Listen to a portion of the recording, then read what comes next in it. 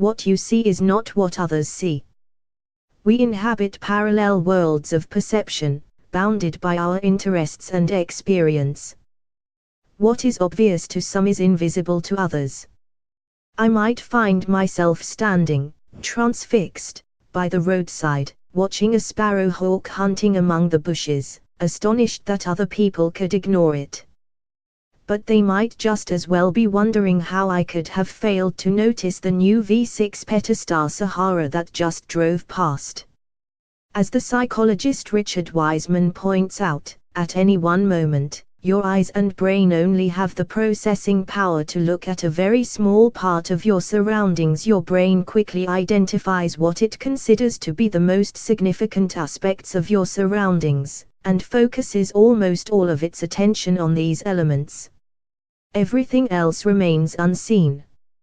Our selective blindness is lethal to the living world.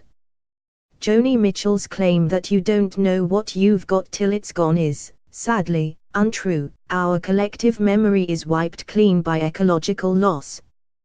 One of the most important concepts defining our relationship to the natural world is shifting baseline syndrome, coined by the fisheries biologist Daniel Pauly.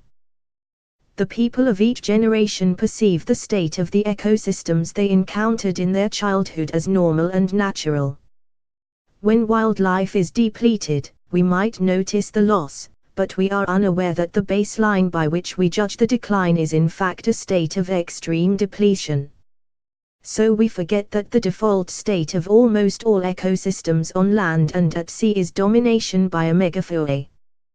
We are unaware that there is something deeply weird about British waters. They are not thronged with great whales, vast shoals of bluefin tuna, 2-meter cod and halibut the size of doors, as they were until a few centuries ago. We are unaware that the absence of elephants, rhinos, lions, scimitar cats, hyes and hippos, that lived in this country during the last interglacial period, when the climate was almost identical to today's, is also an artifact of human activity. And the erosion continues. Few people younger than me know that it was once normal to see fields white with mushrooms, or rivers black with eels at the autumn equinox, or that every patch of nettles was once reamed by caterpillars. I can picture a moment at which the birds stop singing, and people wake up and make breakfast and go to work without noticing that anything has changed. Conversely, the darkness in which we live ensures that we don't know what we have, even while it exists.